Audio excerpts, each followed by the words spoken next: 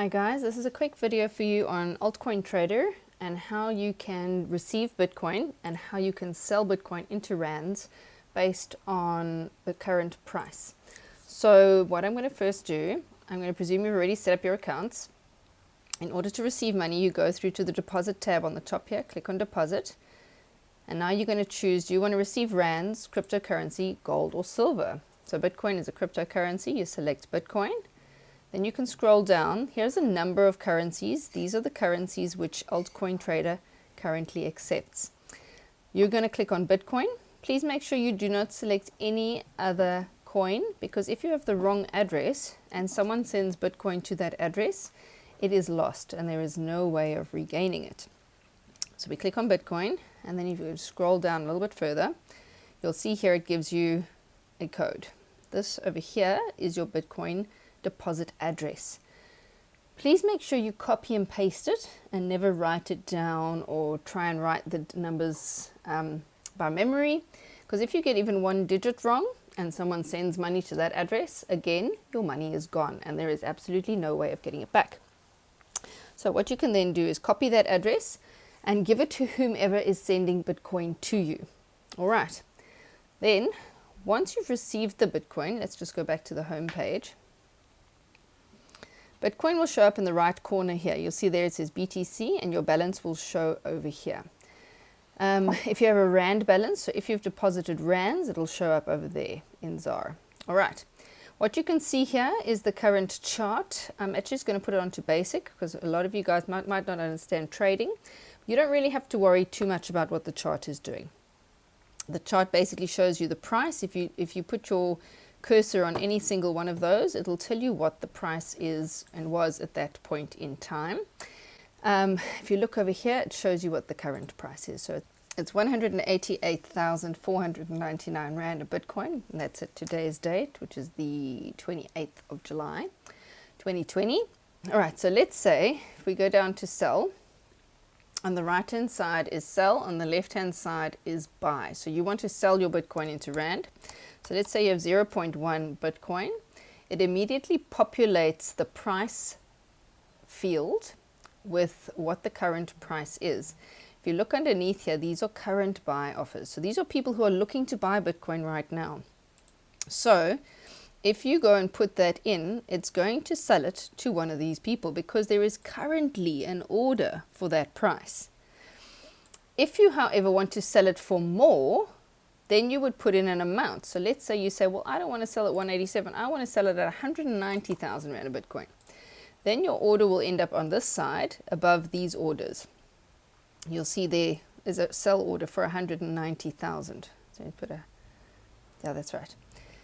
So the problem with setting a sell order that's higher than the current price is you don't necessarily know if the price is going to go up or going to go down. And if the price goes down, then your order is not met and you might end up selling it for far less.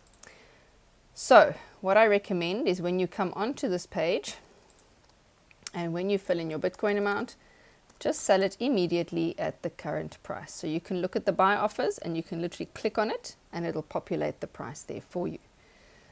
When you click on it, it automatically puts in the amount that that person is selling. So this guy's only selling 0.006 Bitcoin. But you want to sell 0.1 Bitcoin, which means you're going to need to use possibly the first couple of orders. So if, for example, I click on this order, which is a guy who's selling 1.3 Bitcoins, it will take up the first order and the second order to fill my order because the amount I'm selling is only 0.1. But I've stipulated a price of 187,501. I hope that makes sense. Once you've sold, immediately you will see the Bitcoin balance will be gone and you will have a Rand balance. Your next step is to withdraw. Now, if you've set up your account properly and you've got all your banking details in, you click on withdraw. It's going to ask you, what do you want to withdraw? Rands, cryptocurrency, gold or silver. So you click on South African Rands and there it says ZAR bank withdrawals. So yours will have to be put in previously. And then you can exactly just put in the amount of rands you want to withdraw. There is a fee, which is a maximum of 95 Rand. It's 16 Rand and a 0.5% fee. Click on withdraw, and off you go. Sometimes you might have to click on an email, so please check your inbox just in case Altcoin Trader is asking you to authenticate your withdrawal. And then it should arrive in your bank account, depending on whom you bank with, in 1 to 3 days. If you haven't set up your account correctly yet, go to your profile on the top right corner. There's a user menu and a profile. Under profile, you will find places to do all your different levels of FICA. So level 1, level 2, level 3, and level 4. Depending on the amount of money that you're planning to withdraw, obviously you need to look at which level you are going to be qualified at. Immediately, it says on level 1, you will be able to withdraw a limit of 15,000 Rand. So in order to do this, you're going to have to just provide all your details. Once your details are accepted, you will be FICA'd at level 1. And then for level 2, you can go and submit your FICA documents and get verified for the next level up, and so on and so forth.